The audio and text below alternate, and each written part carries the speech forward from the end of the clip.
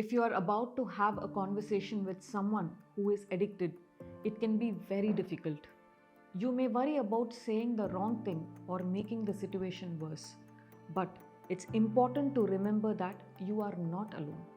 Many people have walked that path, and from the experience of helping, I am sharing with you not just the best methods, but the must methods you should follow while approaching your loved ones.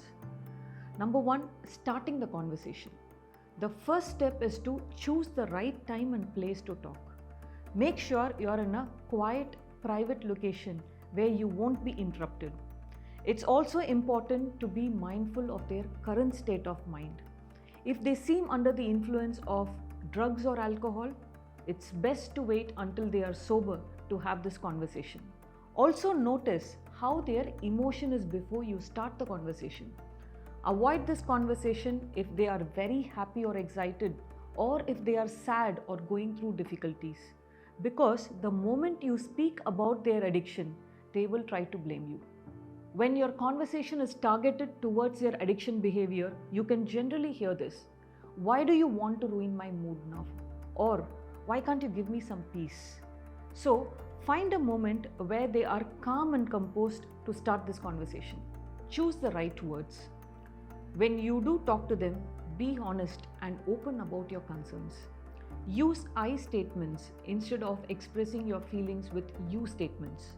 For example, instead of saying, "You need to stop drinking," try and say, "I'm worried about how much you've been drinking lately." When you use I statements, it will feel more caring than accusing. Words are very powerful, so please use them wisely to help them. Understanding denial. While you talk to them, you might require a lot of patience to handle them because they will deny their addiction behavior.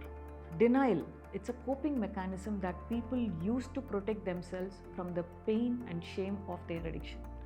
It's important to remember that they're not trying to hurt or deceive you. They're just trying to protect themselves from facing the reality of their situation. This is common, and it's very important not to take it personally. Educating yourself. There are lots of ways to treat addiction, and what works best can be different for each person. It's good to learn about all the different treatments available. That way, you can help the person choose the best way to get better.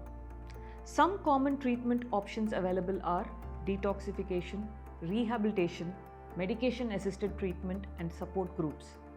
Addiction is a disease just like any other illness, but it's not hopeless. With the right support, people can recover and live healthy, happy lives. Don't give up on your loved one. Keep talking to them, keep encouraging them, and keep believing in them.